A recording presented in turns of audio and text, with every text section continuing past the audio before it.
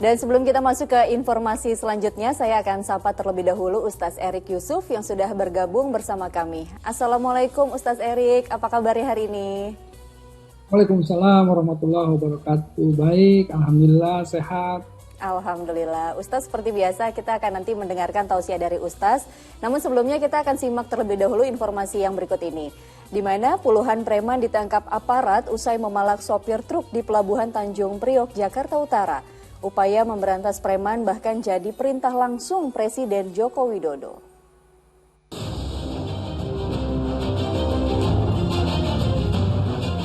Pak Polri, selamat pagi. Selamat pagi Bapak Presiden. Ya, ini saya di Tanjung Priok.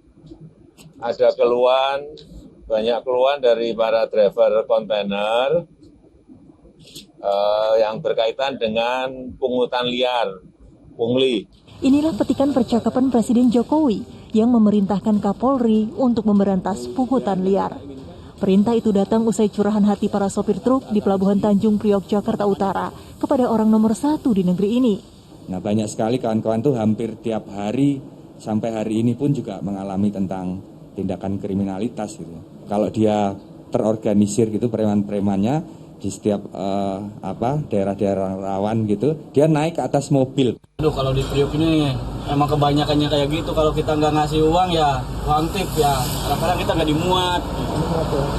Ya kebanyakannya kayak gitulah. Apalagi ya pancing-pancing loncat itu kan, banyak banget. Apalagi kalau lagi macet, aduh, kadang-kadang HP, dompet gitu kan diambil sama dia tuh.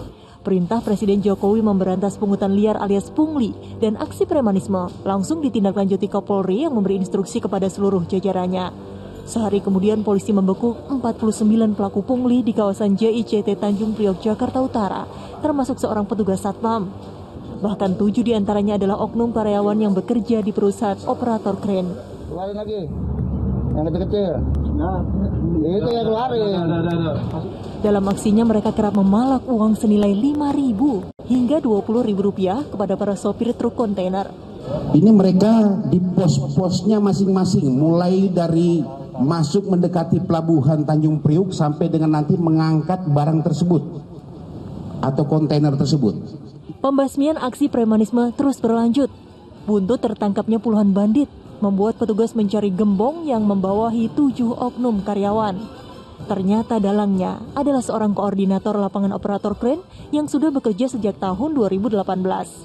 Saat memeras, ketujuh anak buahnya itu diminta berpindah-pindah tempat, mulai dari ujung dermaga JICT hingga tempat bongkar muat peti kemas.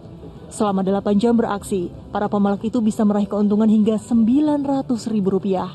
Video tersebut adalah modus lama bagaimana pungli dilakukan dengan meletakkan plastik dan kemudian plastik tersebut diisi dengan uang dan ditarik untuk dilihat oleh operator kren. Sanksi pemecatan akan dikenakan kepada tersangka yang merupakan oknum karyawan pelabuhan. Polisi menyita barang bukti uang tunai lebih dari Rp1 juta, ponsel dan 5 botol air mineral. Hingga kini total 50 preman yang sering meresahkan warga di Pelabuhan Tanjung Priok itu berakhir pidana. Mereka terancam pasal 368 KUHP tentang pemerasan dengan kekerasan yang hukuman maksimalnya 9 tahun penjara. Sesuai instruksi Kapolri, pembersihan preman ini juga berlaku masif di sejumlah daerah di Indonesia. Semua ini demi memberantas aksi premanisme di tanah air. Tim Liputan melaporkan. Ya, astagfirullahaladzim. Semoga langkah tegas ini juga diikuti di seluruh wilayah di tanah air agar tercipta suasana yang aman dan juga kondusif. Karena memang premanisme ini kerap kali meresahkan masyarakat. Lantas Ustaz, yang ingin saya tanyakan, jika seorang preman ini sudah mengetahui dan juga menyesali perbuatannya, maka bagaimanakah cara terbaik untuk bertaubat, Ustaz? Tentu kalau kita bahas tentang masalah taubat ya, jadi disebutkan bahwa pintu rahmatnya Allah itu lebih luas dari murkanya Allah. Nah, karenanya selalu Allah memberikan kesempatan kepada siapapun yang untuk bertobat. Asal tobatnya itu tobatan nasuha, tobat yang sungguh-sungguh, sesungguh-sungguhnya, yang dengan tobatnya itu dia bukan hanya menyesali, tetapi juga menjauhi dari seluruh perbuatan yang masa lalunya, bahkan membenci perbuatan yang terdahulunya. Nah, inilah tobatan nasuha yang bersungguh-sungguh tadi. Nah, jadi jika seandainya seseorang sudah memang masuk ke dalam pertobatan, ya bahkan contohnya Wahsy ya, yang membunuh Sayyidina Hamzah, walaupun Rasulullah SAW tidak suka terhadap Wahsy, tetapi disitulah ditampakkan oleh Allah bahwa pintu rahmat Allah lebih besar, walaupun Rasulullah SAW itu masih menyimpan kekesalan terhadap Wahsy karena Wahsy itu membunuh Sayyidina Hamzah dengan cara yang keji, tetapi ketika Allah memberikan ampunan, Rasulullah SAW pun sebagai utusannya itu memberikan ampunan atau mempersilahkan pertobatan dari Wahsy tersebut.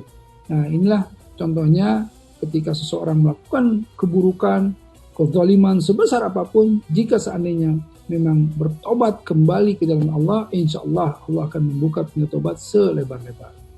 Ya, Masya Allah. Semoga juga para narapidana ini bisa melakukan taubatan nasuha dan jangan sampai menjadi seorang residivis yang justru akan bolak-balik masuk ke dalam jeruji besi. Nauzubillah min dzalik.